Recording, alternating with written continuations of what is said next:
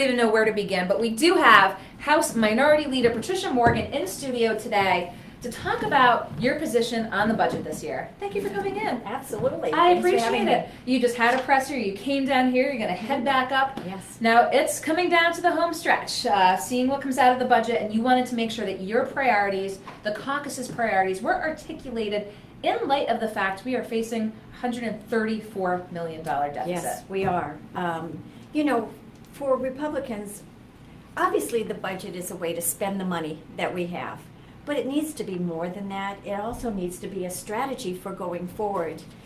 The recession's been over for 8 years, and the leadership up there has constantly said, you know, they're going to be vigorous in their efforts to get jobs in the economy, right? It's got to be more than words, though. There has to be a strategy, and for us that means repairing, reforming, eliminating some of the really bad state policies that's a weight on our economy. So is that your mantra, repairing, reforming, eliminating? Well, yeah, but we have four. I've got them in front of me here too, so we'll just start from the top. Eliminating the prevailing wage for school repairs. We know from recent studies that our schools need $2 billion worth of repairs. That's a lot of money. It's more than taxpayers can come up with. And yet our kids, they deserve to have a healthy, safe, supportive environment in which to live, and teachers in which to teach, right? So how do you get $2 billion worth of school repairs done? It's an enormous amount of money. Ohio, we actually got this idea from Ohio. They passed a law and they've used it to put an exemption to the prevailing wage on school repairs. They believe that they did a study, they saved 11%. For us, that would be over about $250 million. Well, we're saving. Now, it's interesting, you know, people think a lot of times things only happen inside the confines of the state, but here you are pointing to Ohio. Another state has done it. What do you expect here? Do you expect pushback from labor who says, oh, we can't? But, I mean, what do you just, again, point to Ohio? You know, the prevailing wage is the union wage, right? They determine what it is. It consists of a wage plus their retirement plus their health care. But there are a lot of construction workers out there who have been hurt by the recession as well. And they deserve a chance. The truth is, if we allowed them to compete for these jobs, that's where the savings comes in, right? Ohio also studied the quality and found the quality to be the same or better. Because you're in competition, and you have to do a good job so you can get the next job. Well, right? I'll tell you, when I saw that proposal, it seemed very outside the box. I was like, oh, what's the GOP's proposal? And that one really stood out as well. This is really, again, outside the box. We can save $250 million. $250 million. And our taxpayers can use it, and more importantly, it gets these schools fixed faster. Which certainly need fixing. Yeah, when you hear of mold, active mold in schools, roofs leaking, windows rattling, the furnaces aren't working. The schools absolutely need to be fixed. Yeah. Let's go down the list here, because I want to save one for last, so it might be a little different than what you would put out. But freezing and eliminating the tangible personal property tax. Yeah, all right, so you know that the governor has been pursuing the strategy of giving money, subsidies, to outside companies to get them to come to Rhode Island. We think we should help our existing companies, and we have some really good companies in here. I mean, I was just thinking about Amtrol, $275 million in sales, grown here, roots here in Rhode Island, loyalty to Rhode Island, employing Rhode Islanders. If they just got sold, if they leave, how many people will lose their jobs, and how much revenue we'll lose from those people? So is that what you hear from businesses? They say it would really help if there was a freezing of the tangible tax. Yes, it's the most onerous tax. We have the second highest in the country, and it stops them from buying new equipment, better equipment, more productive equipment. So it stops them from growing or making a new product line. So it's really damaging. Listen, there's nothing wrong with getting other companies into Rhode Island, but what is important is that we help the ones that are here already too. They already are employing Rhode Islanders. In fact, they are, if you take the whole small business community, they're our largest employer in Rhode Island. Let's help them be stronger.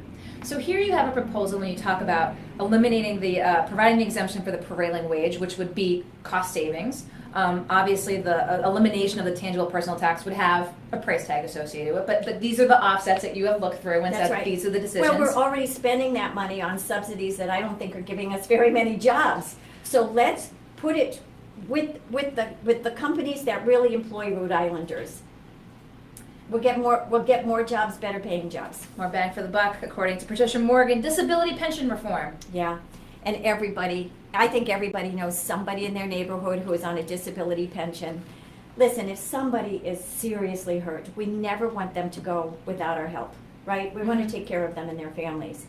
But the program as it exists today is just too tempting and too easy to abuse. And so how would you go about trying to, cut through all of that red tape and making sure that only the people who really need it are getting it? Yeah, actually, I put in a bill this year that takes some of the temptation down, right? Remember, people go on a disability pension, they get 2/3 tax-free, which really is the same take-home as they were making when they're working. Mm-hmm. They get college tuition for their kids, they get medical insurance. That's really tempting, Mm-hmm. right? Especially if you can then go and get another job. Mm-hmm. So I put in a bill that was passed actually by Speaker Harwood with the help of Nancy Mayer when she was treasurer. So I know it's a viable option, and it says basically, we'll make you whole, but will not make you double whole. Okay, so that's the third item, and then finally I saved this one for last because creating the office of an independent inspector general. Yeah, an independent inspector general is a way to fight waste, abuse, and fraud, right? We know there's plenty in state government. There are 9 states that already have an inspector general, and they haven't fallen apart yet. In fact, if you look at the statistics, those states that have an inspector general have a lower tax burden than those that do not. So Rhode Island, our tax burden is about $8,500 per person. In the states that have inspector generals, it's $5,000 down to $3,500. So that's like 40% less. Now, an office of inspector general and actual What would inspector you do general. with an extra $3,000? Well, an inspector general, a few staff members to do the type of research. I mean, it would be an office. It would cost about $4 million. So you pay for the inspector general, the investigators, the staff, the office space. But that $4 million, I mean, I wish I had all the statistics, but they actually can find hundreds of millions of dollars depending on what they go after. So The cost savings offsetting the cost of the office. Absolutely offsetting. They more than pay for themselves. And what they also do is they prevent the next abuse, right? Yep. They prevent the next piece of fraud because people know that somebody's going to be looking. So that's the fourth piece of the puzzle. What do you think? Have you had conversations with the speaker about any of these? I have. Yes. Yeah. He was attracted to some of them. He thought that school repairs, obviously everybody knows the schools have to be fixed. Mm-hmm. Kids shouldn't go to bad schools. Mm-hmm. The union laborers won't like it, but they'll be able to bid on the jobs too. It's not like we say, no, you can't do the work. If they can do it and win the contract, they'll get to do it. He liked that, and he liked the tangible personal property tax because we really need to do something to help our homegrown businesses. We need to this is a statistic that everybody should know. So the recession's been over for 8 years. We still haven't grown back all of the jobs that we lost.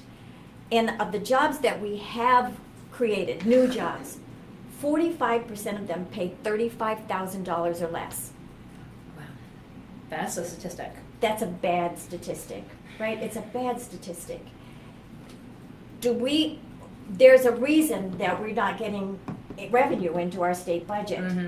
Because if almost half of the jobs we're creating pay $35,000 or less, those people aren't paying income tax, they're not buying things and paying sales tax.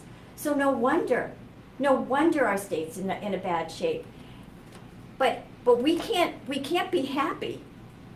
We cannot be happy that 35% of the jobs we make aren't enough to raise a family on. That's an astounding statistic, and of course you put forth the 4 items that you're going to be pushing for. Your stance on the budget this year. You've been House Minority Leader. Would you ever aspire to a higher office? You know, I maybe. Who knows? Who knows? Well, we shall see, but I appreciate your coming through to tell folks about this. Again, if you're watching live, feel free to ask questions. We'll be having a follow-up story on this as well, but this was announced just today. Again, we're getting into the meat of the season. Yes, we are. And the budget will be coming out soon, and I really hope these are in there, because if they're in there, it means that there's a real commitment to doing something real, something tangible to help Rhode Island come out of this funk. Well, keep an eye on the GOP caucus up at the State House. I appreciate your coming in today, Minority Leader Morgan, and I'm sure we'll talk soon. Thanks for having me. Okay, Patricia Morgan, thanks so much. I'll let you go back up there to the business at hand. The business at hand. Thank you. Thank you. Stay cool. Representative Patricia Morgan, the House Minority Leader, talking about the budget priorities on their end that they unveiled today. If you're watching now, we'll recap it later if you're catching it. So it's always good to hear from Patricia.